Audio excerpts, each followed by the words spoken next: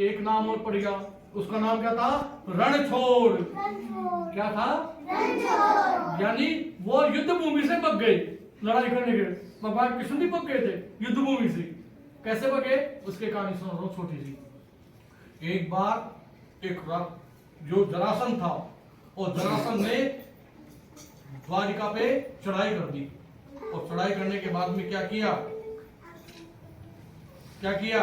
कि जरासंध ने अपने जो मित्र थे शिशुपाल, कालव्यन नाम का एक और था, उसको आगे कर दिया। अब कालव्यन को एक वरदान मिला हुआ था, क्या?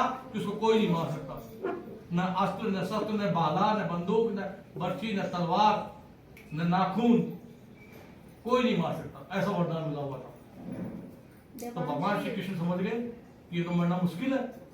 तो वो क्या किए, जब सेना आमने सामने हो गई तो कृष्ण खड़े हो गए कालव्यन के सामने, और खड़े होकर के क्या करने लगे कि कालव्यन, लड़ाई तेरी और मेरे बीच में है, युद्ध। तो अपन दोनों ऐसी जगह युद्ध करें कि ना आपकी सेना पास में हो, ना मेरी कोई सेना। मेरी सेना तो मैंने दूर कर दी, अब तुम भी अपनी सेना से अपन दोनों उतनी वहां जाके लड़ेंगे, ताकि अगर तुम हारने लगो तो तुम्हारी सेना मेरे पे आक्रमण न कर दे। कालव्यन राजी हो गया, वहां लड़ लेंगे।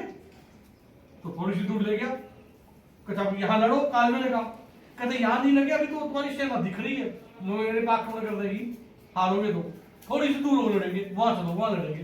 कालव्यन वहां ले गए, अब लड़ो।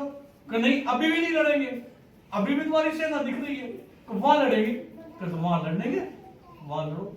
अब कालव्यन कहता है, अरे भाई अब तो लड़े, अब तो बहुत दूर आ गए, अब लड़े कौन तेरे से? मैं तो नहीं लड़ू, मैं तो बधूंगा। और बच छूटे डर के मारे, और वो आगे आगे, कालव्यन पीछे पीछे, कृष्ण भगवान आगे आगे और कालव्यन पीछे पीछे, और उसको अपना जो वो था ना पीतांबर वस्त्र, और वो दिखाते के हंस हंस करके और भागते रहे, कालव्यन पीछे बढ़ता रहे। अब उसने कहा, अरे रण छोड़ रुक, रण छोड़ रुक। रण छोड़ का मतलब होता है युद्ध भूमि छोड़ करके भागने वाला, कि लड़ाई कर मेरे से। अब भगवान श्री कृष्ण क्यों करेंगे, वो तो जानते थे कि मैं इसको जीत भी नहीं सकता। तो भागे जोर से, और भाग करके वो एक गुफा थी, और गुफा के अंदर वो प्रवेश करते। वहां एक राजा रहता था, जिसको एक शाप मिला हुआ था, मुचकुंद नाम का राजा रहता था। उसको शाप मिला हुआ था कि तुम्हें नींद से जो भी जगाएगा, और जिसकी तरफ तुम पहली बार देखोगे, तो तुम्हारी आंखों से निकलती जो अग्नि है, ज्वाला, वो उसको भस्म कर देगी, राख कर देगी। तो भगवान श्री कृष्ण गुफा में गए, और अपना जो पीतांबर वस्त्र था वो मुचकुंद को उड़ा दिए, और मुचकुंद को उड़ा दिए। तो कालव्यन पीछे पीछे। अब वो गुफा में गए, तो गुफा में देखा कि डर का मारा सो गया है, तो खर्राटे ले रहा है। अब वो खर्राटे ले रहा था, कौन? मुचकुंद।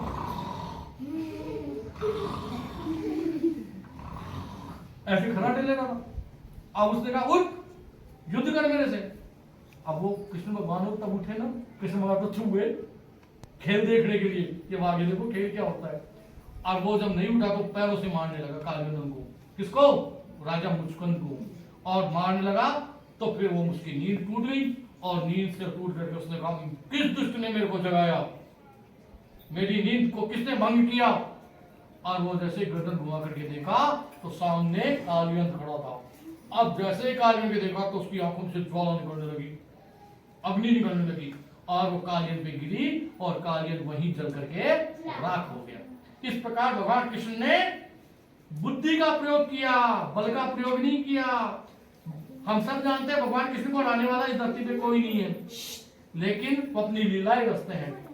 और तो इससे हमें क्या शिक्षा मिलती है कि कभी कभी हमें बल का ही काम नहीं लेना चाहिए, बुद्धि का भी काम नहीं लेना चाहिए।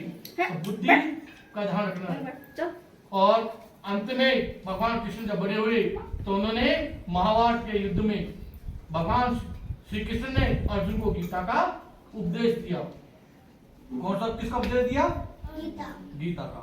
और गीता में एक श्लोक उन्होंने बोला, यदा यदा ही धर्मस्य